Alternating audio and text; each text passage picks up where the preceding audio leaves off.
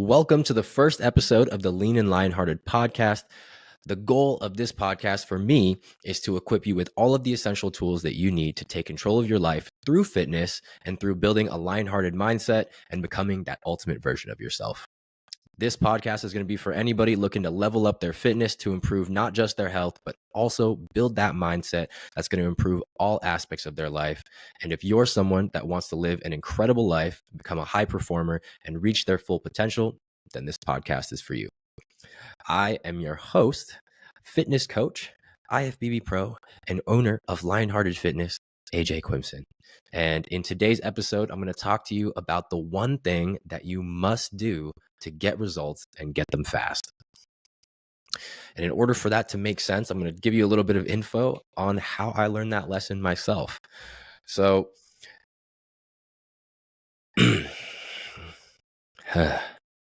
So I grew up in the Bay Area, specifically San Mateo, Foster City, if anyone knows where that is.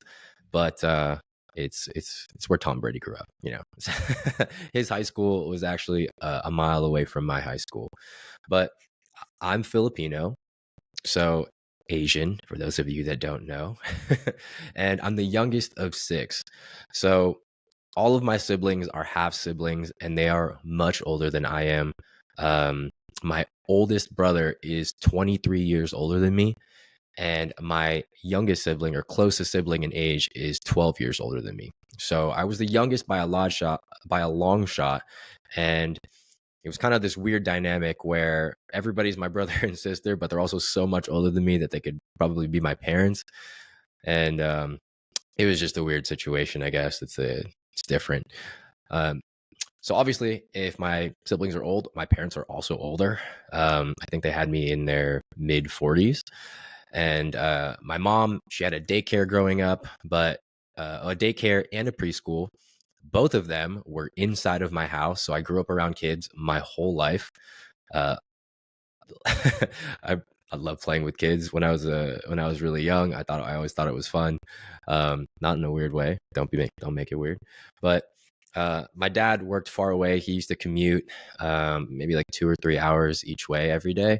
So didn't see him that much. And yeah, oddly enough, you know, I lived with both of them for most of my childhood. My parents split up when I was 12, but I didn't really have much of a relationship with my parents and kind of just did whatever I wanted and played outside. I'm not sure if it was like an Asian thing where, you know, you don't get like super open with your kids, or it was just the fact that, you know, they were way older and they'd done it a bunch of times before. But since I was always just doing whatever I wanted to do, and this is back when you could still, you know, play outside and stuff, I was always outside, and it kind of created this love for physical activity and sports. I found out that I was, you know, decently athletic at a young age. So I just love playing sports, going outside. I've played probably every sport that you can imagine, almost. And, you know, I did fairly well at all of them. But this kind of relationship with my parents where we didn't really talk or hang out or anything like that, it kind of created this need for me to try and validate myself in some way and try to prove myself all the time. And yeah, I don't know. It was just like it just created this void, I guess, where I was always trying to impress them. And they were very Asian in the sense that like nothing was ever good enough. Not that they really told me that I was bad or anything like that. But it was more so just like every time I did something, it was like, oh, you could have done a little bit better. Like, oh, you got all A's and 1 B. Well, next time, get all A's, you know, stuff like that. And so it just really reinforced this idea that I needed to prove myself all the time for them to, you know, to get them to get me to feel like they were proud of me. And I think that's why I love playing sports so much, because the need for the feeling of belonging or proving myself was somewhat met there. And I felt like I could validate myself a bit because I was pretty good at sports. And it was kind of like this, you know, it was a game, right? Like you could win. And if you won, I felt good about myself because, you know, we won. And another thing was that it also just that whole needing to validate myself also just kind of made me always need to be in a relationship all the time. I always felt like I was looking for a relationship my whole life. I mean, uh, since I turned 18, I've never been single for more than 5 or 6 months at a time. Um, and by the time I was ready to be single, I met my wife. All of this will make sense in a bit, but my childhood of just doing the things that I wanted to do myself. You know, my parents were older. We didn't really talk or hang out or anything. My siblings were much older. You know, they were doing whatever they wanted, you know, doing their thing. They were grown up already. So it was like I had all these siblings and this family, but I also felt like I just had a lot of parents and I was kind of like an only child almost. Um and that kind of led me to thinking that I could do everything myself.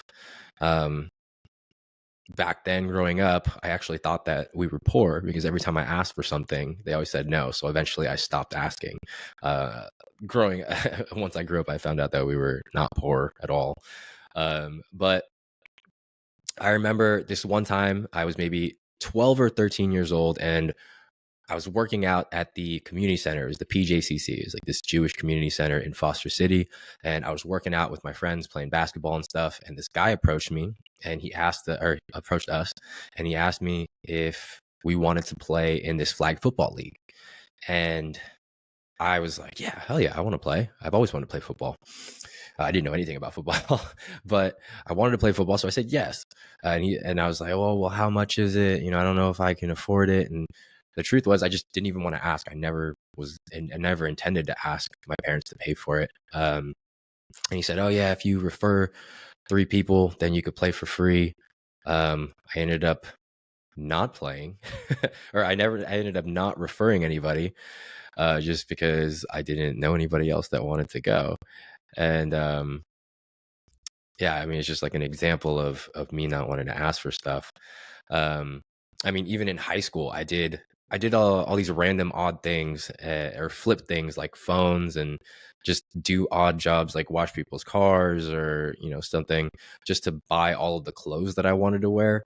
I was never really like crazy into fashion or anything, but obviously like I wanted clothes. So um, that 4 for $20 Foot Locker t-shirt deal was a savior in high school. Um, and then all the way down to even deciding my future with college, where I would go. I decided on my own that I was going to go to community college. I made all these decisions on my own, and I never even got asked what I was going to do, and I never was really given that much advice. It was just me on my own figuring it out. And in a weird way, I had this kind of lone wolf mentality that I wasn't able to break until I started bodybuilding. And it's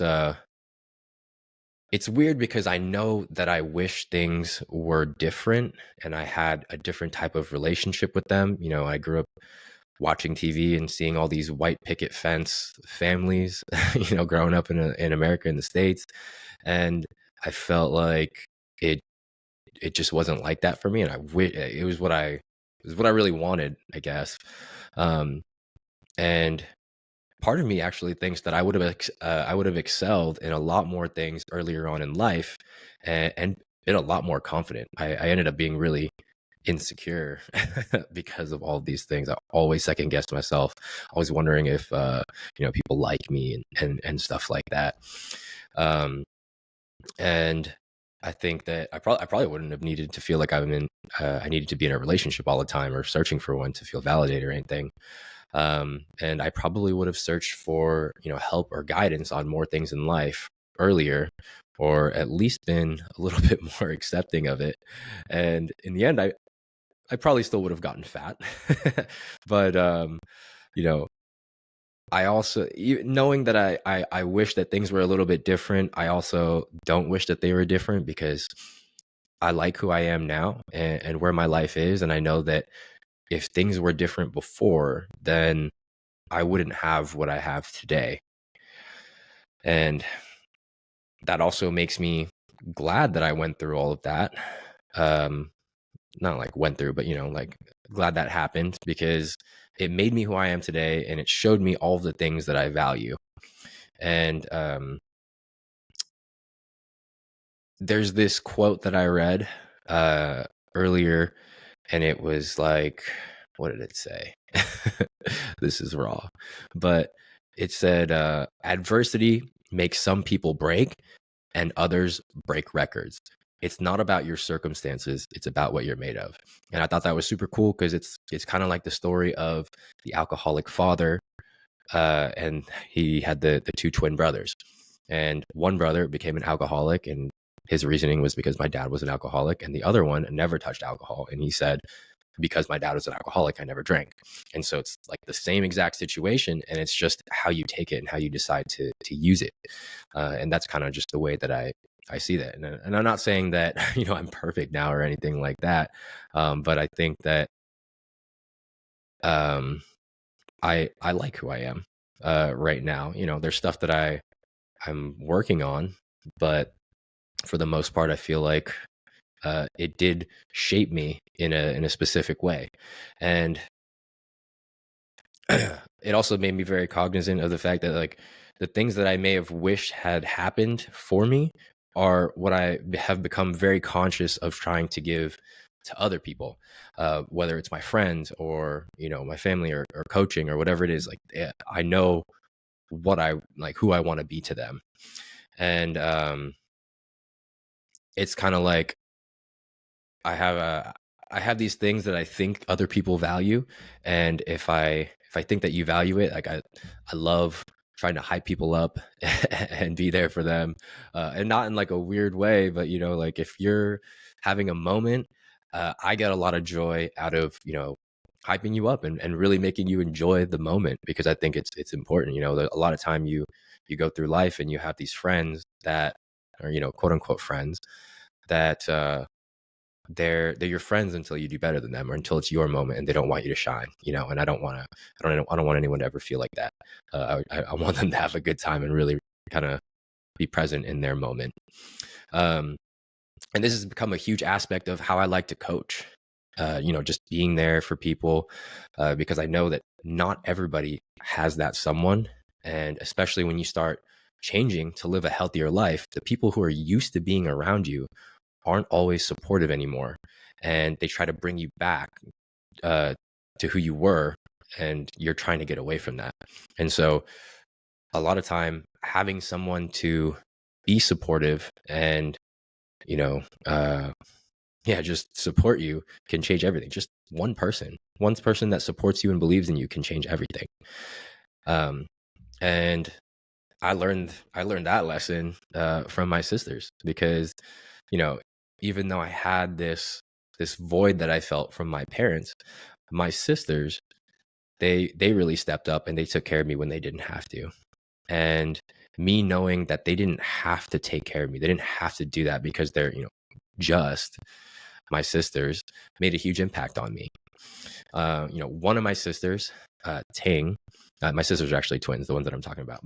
But one of my sisters, her nickname is Ting, and her husband, Harold, they used to fly me out to New Jersey. And that's where I would spend my summers from 11 years old to 15 years old. And I would go to summer camp and I would train jujitsu and just try and become a man, because I was hanging out with all these adults all the time. Other than being at summer camp, I wasn't really hanging out with kids at that time. And it forced me to have a different outlook and try and be a little bit more mature. And then my other sister, which is Ting's twin, Carla, and her name's Carla, and her husband, Chris, they took me in when my mom sold my childhood home in the middle of my senior year. So that I could stay and graduate, because my mom ended up going to the Philippines for a little bit after she sold the house. And obviously, I didn't want to go to the Philippines and take my last semester of high school there. I'm pretty American. I don't speak Tagalog or anything like that. But I lived with Carla and Chris for 7 or 8 years on and off, going to college and coming back and all that stuff. And so I'm forever grateful for them, knowing what they did for me and knowing that they didn't have to do any of those things. They're just my sisters. They didn't have to take care of me like that or do any of those things. And it just reinforced the idea in my head that being there for someone when you don't have to can mean everything to that person, because it meant everything to me. And I know that if it meant something to me, it probably means something to other people. So I just think that, being there for people can really change and affect somebody's life. And, the way that they affected my life is obviously they were there for me. They took care of me. They helped me grow up, but they gave me the opportunity to make my decisions and try different things and eventually find my love for fitness. If I had to be on my own when I was 18, I wouldn't have had the opportunity to do a lot of the things that I was able to do. Or, do it at the pace that I wanted to do it at, and kind of like I said, I decided to go to community college coming out of high school because I pretty much blew it my junior year. And it was cheaper because I wasn't getting any scholarships or anything like that. And I was able to do that because, they supported me, um, they, they asked me a little bit on what I was going to do, but they didn't really give me too much input. Um, and yeah, so I go to community college. This is after living with Carla for like a year or two now. I'm starting college, and 2.5 years in, I'm ready to transfer. I applied to Hawaii and Rutgers and was accepted to both, but said no because it was going to be a spring transfer. And then a few weeks later, I got the call to meet with I got a call while I was working at the airport. And it was to meet with the Cal rugby coaches. And then 4 weeks later, I showed up for training camp and I was going to Cal, which was pretty crazy because honestly, I didn't know that much about rugby. But I just knew that it was athletic. I was moderately athletic and I liked to compete and I had, good ball skills, which I mean, like passing the ball and stuff. And this is kind of where all of this is coming together. So, bear with me, but I learned a lot there too. The culture of the team was different. It wasn't anything like I'd ever seen before. I came from, club teams and, teams that didn't take things like overly serious. And I was very competitive. So I was always very serious, but I wasn't on this kind of level. And like for reference, we were, if you watch football, like in the last 20 years, like we were like the Alabama of rugby. Like I don't remember the exact stat, but it was like 26 out of 33 national championships, Cal took them, and so when I got there, I didn't really know how to take it. I was kind of like in this lone wolf kind of thing. I always do things on my own, don't really know how to ask for help. And they were like a real team. And I remember my first real game, we played Stanford, which is kind of like, our school rivalry type of thing. But we beat Stanford 176-0, which is an insane score. I wasn't used to like watching film and breaking things down, which was something that I never really understood when I was in there, like, critiquing yourself. I was like, we won. Why are we talking about everything we did wrong? We won by a lot. But there at Cal, you're expected to hold yourself accountable to yourself and to the team. And, we didn't really run conditioning like drills, like, sprints and stuff like that with each other. It was all like game plan, skills, different things like that. We were expected to kind of do our own conditioning and stay in shape on our own. And at the time, I was in a relationship where I wasn't necessarily allowed to hang out with other people. So I never really developed a relationship with my teammates. And this is actually when I got really fat, I ended up gaining at one point 50 pounds from when I first got to Cal. And so that was kind of a pivotal moment for me, is like one day I just woke up and, you know that you're getting kind of fatter, but you're kind of just whatever about it. And you're like, oh, I'm an athlete. And then one day I woke up and I was like, who am I? This is terrible. I look like shit. And I was super unhappy with the way I looked. I didn't realize that when I was in the locker room, I didn't really want to take my shirt off, which is like, that had never happened to me before. I never really thought much about it, but it was embarrassing. I felt like I was playing D1 sports. We were ranked number 1 in the country. And I thought everything was supposed to be amazing. I thought I was in the prime of my life, physically. And I looked the worst that I'd ever looked. So it kind of made me depressed, but that was the spark that I had to get back in to get in shape, because I was like, I'd always grown up watching, Dragon Ball Z and Rocky and stuff like that. And it always, every time I watched Rocky, I would get down and do a bunch of push-ups and sit-ups and stuff like that. But I always wanted that kind of body.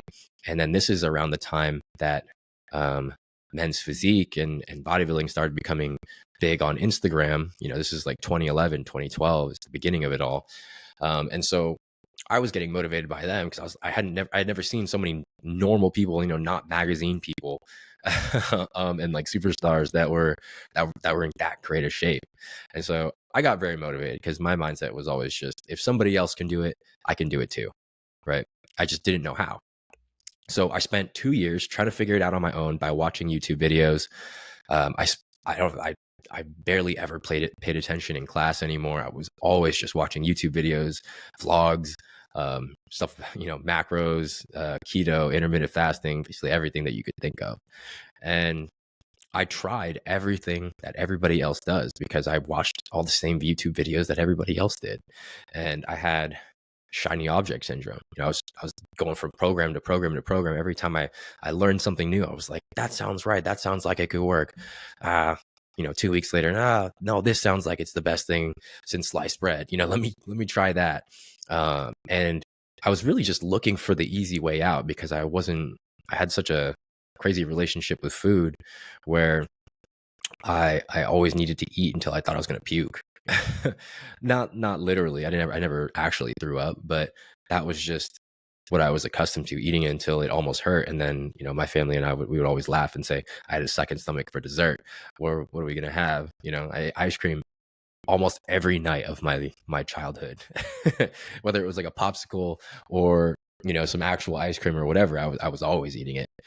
And, anyways, while I was spending this 2 years trying to figure it out on my own, I thought that I was smart enough to get it. I was like, I don't need anybody's help. I can figure this out on my own.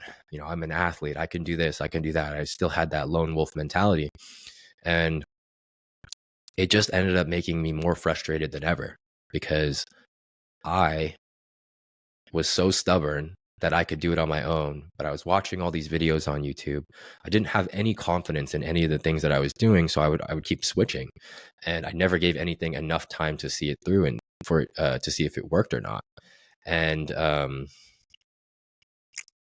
it really made me more frustrated than ever.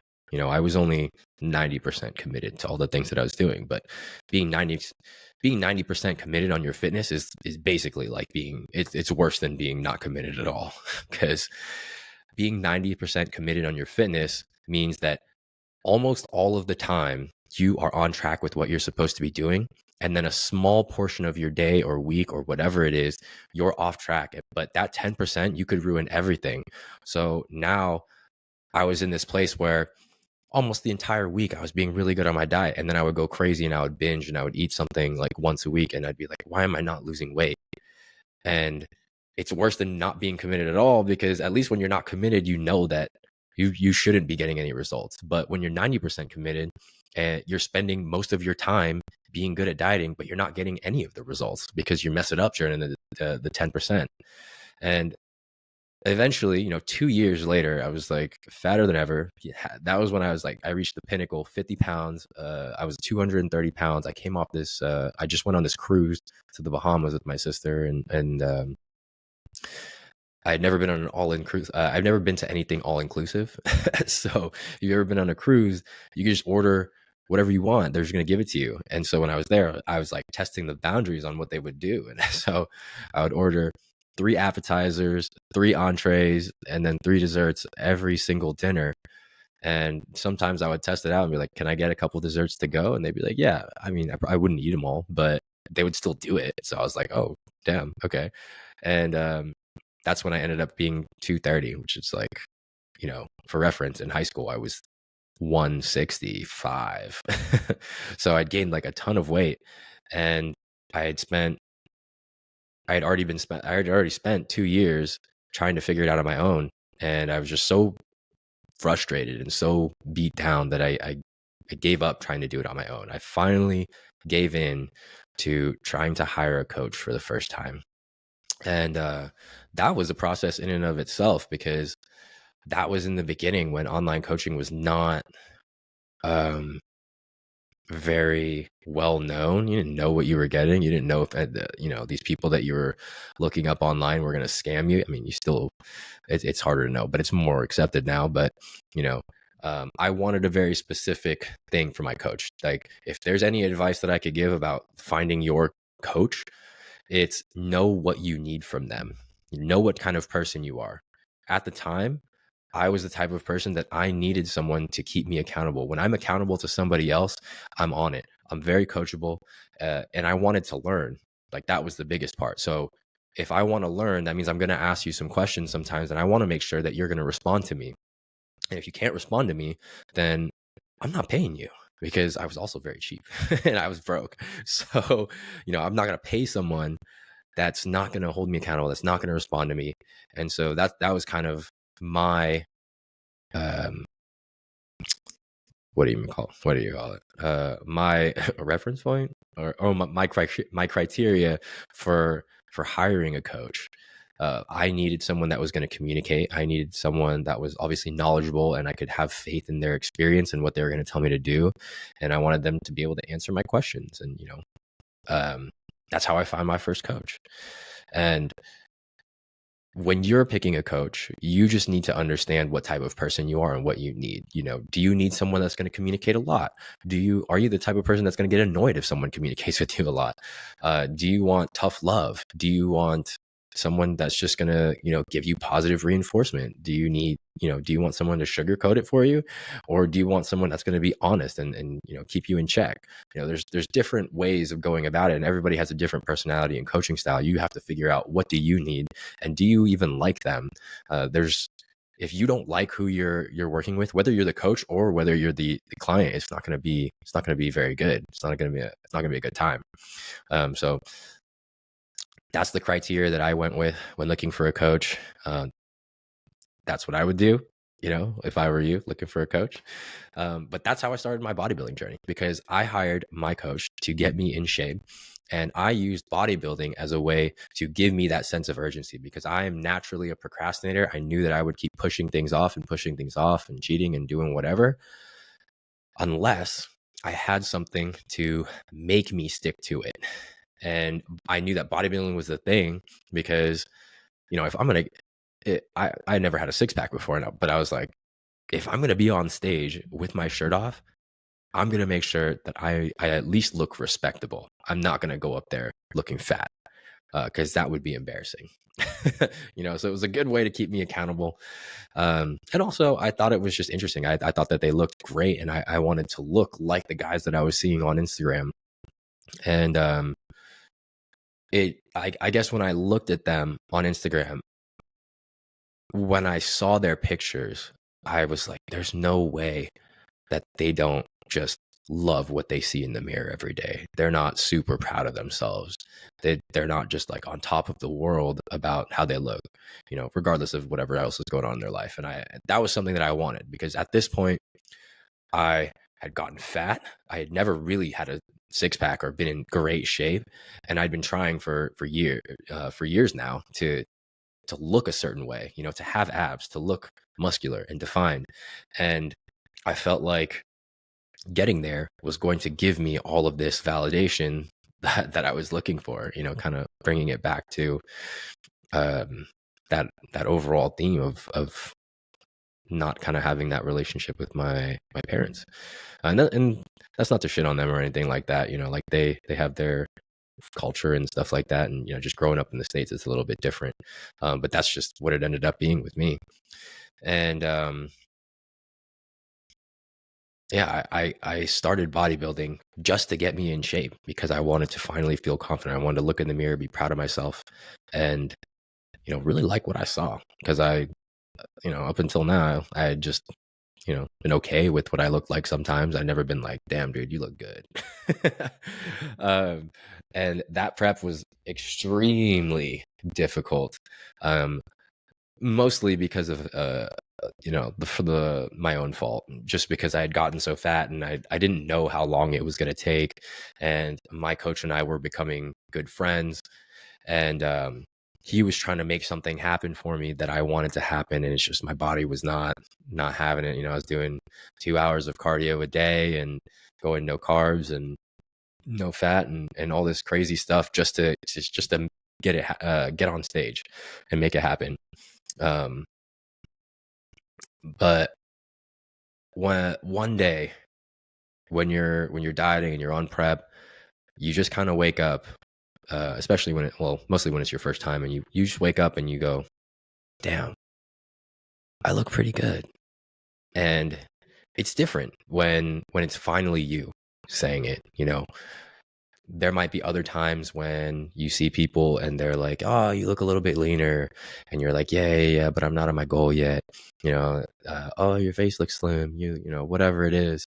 And when other people say it, like, it feels good when other people say it and they notice it. But when you finally look in the mirror and you admit to yourself that I look good and I'm the one that did this, I ate the food, I did the workouts, there's just this supreme level of confidence that you get because you did it. You know that you did it. And that was something that I just loved from bodybuilding. And that's what really inspired me to want to coach others, because by the time I had that, I call it the oh shit moment. I was like, oh shit, I look good. I realized that this is the only thing that I think about. All I do is watch YouTube videos on fitness. All I do is Google stuff about fitness. It's all I think about. I don't even pay attention in class anymore. And so I was like, well, hopefully I can make something out of this and be able to do and help people the way that my coach helped me, and give me the same feeling, or give them the same feeling that I was feeling in that moment. And that was in 2014, 9 years ago, and I mean, that was the first of 17 shows. Yeah, I competed 17 times. I ended up doing 2 shows. I was very competitive, like, internally, but the first show, like I said, I gained so much weight. I lost 60 pounds to get on stage for that first show, and I did not do well. It's kind of funny because they measure you by height. That's how they group you. So it's called your class, and it's usually a bunch of guys that are the same height as you. And me, not being very confident, I slouched a little bit, trying to get into a shorter class so that size wouldn't be a huge thing, and slouched a little too much. And they heighted me at like 5'6" or something like that. For reference, I'm like 5'9". So I was in class A, which is the short guys. And I was like, I think we made a mistake. But I still got last place, which was horrible. But at that time, I was like, you know what? It's fine. I finally got on stage. I'm not embarrassed about the way that I look. So, screw it. I did it. I finally did it. The second show, I got 8th. I did that one in Hawaii after I moved there. And that one stung a little bit because I thought I looked a lot better, but I just still wasn't lean enough. And then I ended up getting fat again because I was like, you know what, screw this. I was burnt out from all this dieting and going crazy. And then at that point, I decided to work with a different coach, Ariel. And he's the one that brought the best out of me. And so again, with that theme of some people, you just need one person that believes in you, that you respect, and it gives you the confidence to do anything. And he was that guy for me because, obviously up until that point, I'd either been the fat guy or I'd been the guy that gets on stage and I'd lose. So in my head, though, I was like, I'm not last place. Like, I know that I could do better. And I'll never forget what happened working. I signed up with him actually today, November 15th, 2015. I only know because I have this app called Time Hop and it showed me the pictures. I sent him my first pictures 8 years ago today, which is funny. And So I started, and he gave me this diet, and I was like, okay, this is different than what I had done before. And I was like, whatever, I'm going to do whatever he says. And then I went home I lived in Hawaii at the time, and I went home to the Bay Area for Thanksgiving, which was like 2 weeks later. And he was like, you can have a small plate of meat and rice. And I was like, okay, cool. And I ended up eating the whole weekend that I was there. Um, my sister, she gave my brother and I this bag of popcorn that was half caramel, half cheddar cheese. I was just going crazy on it. I was like, it'll be fine, it'll be fine, it'll be fine. I was just eating. I was like, I'm not home that often. And then I came back and I was like 2 pounds heavier. And I still have the screenshot to this day. But he said, I need you to get it together. We're gunning for an overall. And an overall means that you're the best person there that day. You're number one at that show. And just having him, someone that I respected, because I know that he knows what he's doing, just having him as someone that I respect, believe that I could do something like that. Because I told him that was my goal, but I didn't know for sure if I could do that. But when he said it to me, I was like, okay, if he thinks I can do it, I'm all in. I'm going to do this. And it was just that one person that I needed to get me to be all in, to finally be all in on myself. Up until that point in my life, I don't think I had ever given something 100% effort because I was scared to figure out if I was as good as I thought I was. And this was the first time I was like, you know what? It's time. I got to do it. I got to know if I can do the things that I think I can, or else I'm just full of shit, you know? And it was rough. I went through a breakup during that time, and I managed to pull through. I almost pulled out of the show. I went anyways, and I was super nervous. I heard the first thing Ariel said to me when we met in his hotel room was, "Why are you so quiet? You're shy?" And I was like, "Yeah." But my goal that whole time, because of what he said, was to win the overall, to win the novice overall and the open overall. And I did an hour of cardio every single day for 12 or 14 weeks or whatever it was. It was a long time.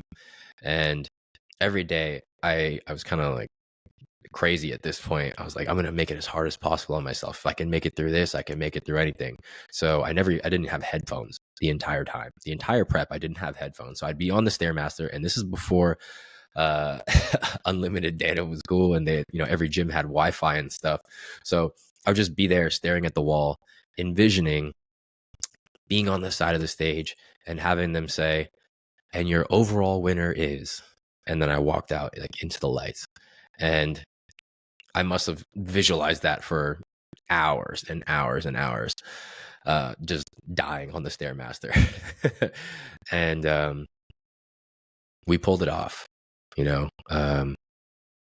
We managed to do exactly what we set out to do, and it was the craziest feeling. I never won anything like that before, and it really gave me the validation that I wanted, because it was a direct reflection of my effort. I put everything that I had into something. My blood, sweat, tears, and I did actually cry. But I put everything that I had into something, and I finally got what I wanted. And the craziest thing is, I had spent so much time visualizing walking out and winning the overall, that when it actually happened, it was like I had done it a million times before. But that really changed my life, just in the sense that it gave me that confidence. I now had this concrete proof that if I put this effort in, I'm going to get a good result out. I might not always win, but I'm going to get something good out of it. And it gave me the confidence to keep going. And because of that, I kept competing, and Ariel pushed me to do a national show. Got wrecked my first time, 13th place, but we came back. I turned pro like 2 shows after that, in 2017. So like a year and a half of working together, and I was able to turn pro.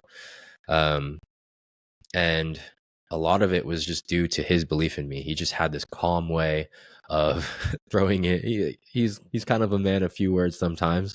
He's a busy guy, and so when he gave me like a compliment and he showed me that he believed in me, it was like, I would cling on to that, and it just fueled that fire to believe in myself. And my two coaches, I've only worked with two coaches ever in bodybuilding. They really shaped how I interact with people, because they really changed my life.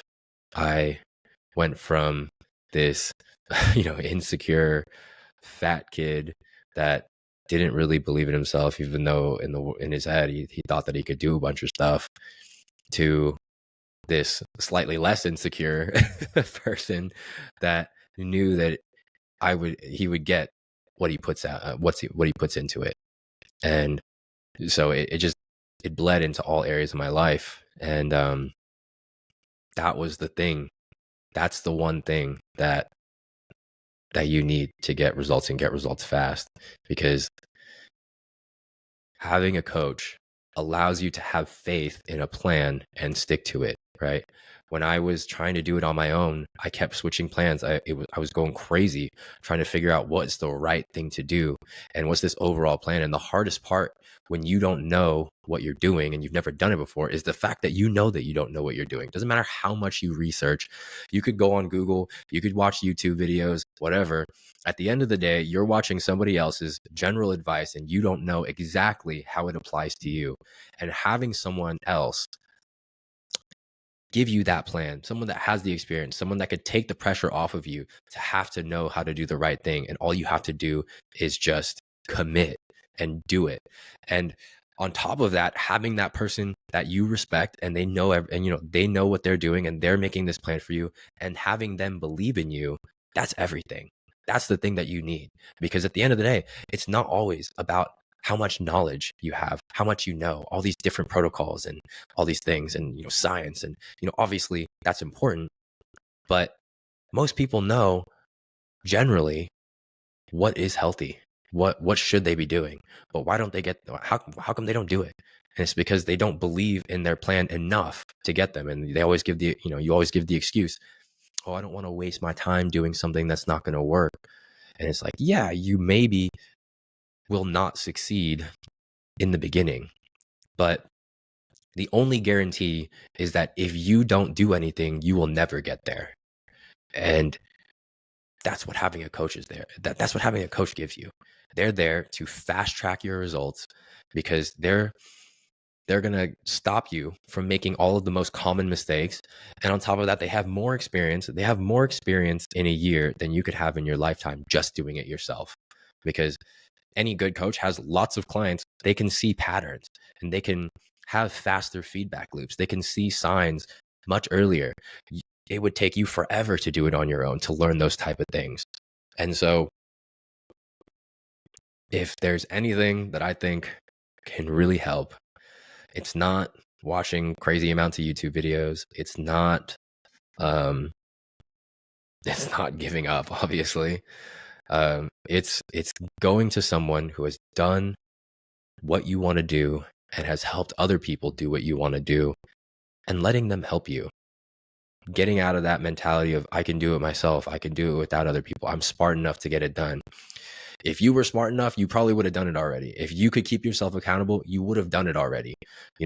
I hear it all the time. And I used to say it too. I was like, well, I know what to do, I'm just not doing it. And it's like, one, you probably don't know what you're doing, and that's why you can't follow it. And two, it's like, if you can't do it, then you need more than just knowledge. You need someone that's going to push you, keep you accountable, someone that is going to make you believe in yourself and in what you're doing. And that's what's going to help push you over the edge.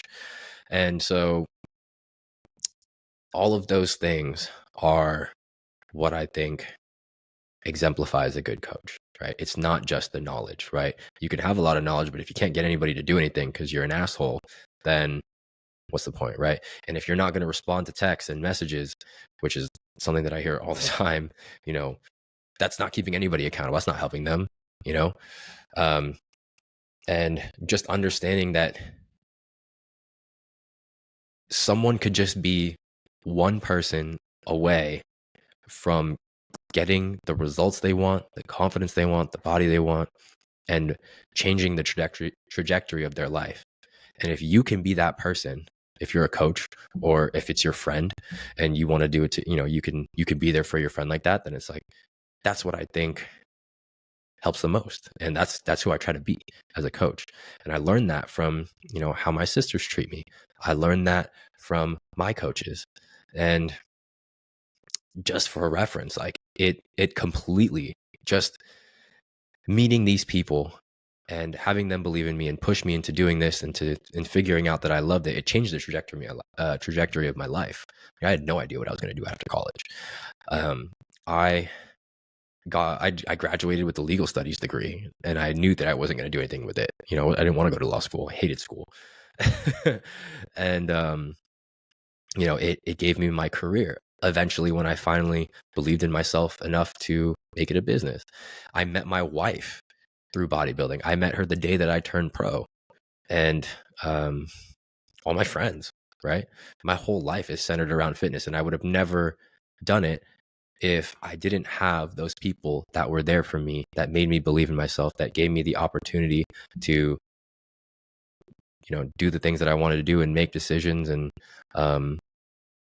push me to be better. Like my two coaches and, my family and the people that have supported me, I wouldn't be anywhere without them. I would have been, I'd probably still be fat and not, not doing anything because I don't believe in myself. And so these are the things, just my experience is what really inspired me to become a coach, that type of impact. And I don't know if you can tell by the way I'm talking, I don't know. This is my first episode, but that whole experience and the way that it made me feel, the way that it made me grow, the benefit that I know that I got from it, I want to be able to give that to other people out. Like I said earlier, like I love being people's hype person. I what better way to do it than be a coach, right? To give someone what I got, that moment when everything just clicked and I knew that I was more confident in myself. I believed in myself. I knew that I looked good. I know what that feels like, and I love seeing it in other people. There's just this, it's hard to describe, but it's just love doing it. And yeah, like I sorry, this is I think I got a little hyped up and I lost my place. But yeah, bodybuilding really inspired me to be a coach. My coaches inspired me to be a coach, and my style has come from those experiences and deciding who I want to be for other people and what I want to help them with. This is, I like helping people, and this is just my path to helping people. And I know that it could be the foundation of doing so many great things in your life. You just have to be willing to accept that help and to admit that you don't know everything and be willing to invest in yourself. When I hired my first coach, I was still in college and I didn't have a job because I was playing sports, and I used my school loan money to pay him. And it was only like a couple $100 at the time, but a couple $100 to me was a lot. I didn't have that money. I used school loan money to do that, and it changed my life though. It was worth it. It was worth every penny. And I think a lot of people get stuck up on how much something costs or whatever it is. And it's like, yeah, sure.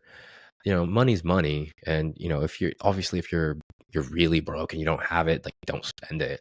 But at the same time, it's not what it costs, like monetarily. It's like, what is the cost of you not doing it? What's the cost of you never getting in shape? What's the cost of you being unhealthy, having high blood pressure, high diabetes, high cholesterol? What's the cost of you waking up every day and not liking what you see in the mirror and wasting your the prime of your life when you can actually physically do things?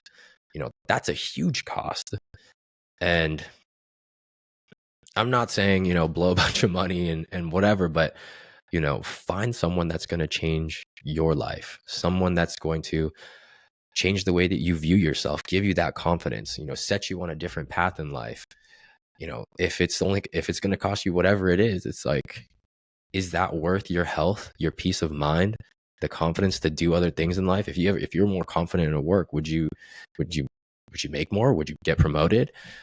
All these things, it can affect your life in so many different ways. And just having the peace of mind from someone that didn't used to have it, it's priceless, man. It's priceless. Yeah. That's pretty much why I coach. My whole style now is blending the high performance aspect of bodybuilding and being optimal with wanting to have balance, right? So just knowing how to pick and choose between the two, because most people, they're either 100% focused on their personal life or they're 100% focused on their goals. And it's like, yeah, that's great sometimes. And you'll see that when people do a 90-day challenge or a bodybuilding show. And if you follow any diet for 90 days, you should get some results. You should lose some weight. You should look better. But if at the end of the 90 days, you go, okay, going back to my regular life now, then you're going to go back to all the results that you used to get. And it's probably going to be worse because now you just came off a diet where you're probably restricting yourself a lot and you're really hungry. You're feeling really restricted. So you go and you binge and you probably get fatter than you used to get. And so my style of coaching is just understanding how to mix the two, right? How do we be as optimal as possible, but not worry about things that don't matter and be able to still live our life and, have some flexibility and some freedom too. Because at the end of the day, if you're doing any kind of diet and it's not something that you can see yourself do long-term for the rest of your life, it's not a style of eating that you can see yourself doing, then that means you're eventually going to stop. And when you stop, you don't know how to do anything else because all you've done is this diet and you're going to lose all your progress. And so it's like, to get to where you want to go, you should start by doing the thing that you know that you can get the best long-term commitment and results out of. And it's just about finding that balance, knowing what's important to worry about and what's not, and when you're supposed to push things and when you're supposed to have cheat meals and when you're not supposed to have cheat meals. And if you go off the diet, how do you come back, right? Like if you go and have a crazy binge, how do you come back to your diet? Most people don't know how to do that. And those are the things you got to learn, because all that kind of stuff, it's all going to happen at some point in your life. Vacations are going to happen. Birthdays are going to happen. Bad days are going to happen. And if you don't know how to handle those things, at some point, it's all going to go downhill and you're going to lose everything that you work for. So yeah, that's my style. That's how I coach. And that's why I had this episode. Telling you a little bit about my story, my background, how I even got started, and how everything impacted me, and how everything has come full circle from me, not being in the greatest position to being in a position to help other people through what I went through. And, sometimes in similar ways. Right. And so if there's any piece of advice that I can give, it's find someone who cares, who knows what they're doing, and someone that you respect. Because if you have those three things, whether it's a coach, a friend, whatever it is, and you're willing to listen to them and you buy in, it can change everything. And that sounds like really over exaggerating and everything, but it's done it for me. I know they can do it for you. You don't need to know where to start. Just find someone, do your research, talk to the coach that you're trying to talk to, or the friend, and just make sure that you're on the same page, and you will build that self-belief over time. Sometimes that self-belief gets built because somebody else believed in you first and you don't want to let them down. And once you get that external belief and it makes you stay on track, as you get the ball rolling, it makes you believe in yourself, and then everything just snowballs from there. So if you want results and you want them fast, get a coach that's going to help streamline your progress and break those beliefs that you have and get you to believe in yourself. And if you're looking for somebody and you're shopping around, make sure that you talk to the coach. If you're interested in working with me or Team Lionhearted, you can shoot me a DM on Instagram at Lionhearted_AJ. But until next time, thanks for listening. Hope you come back.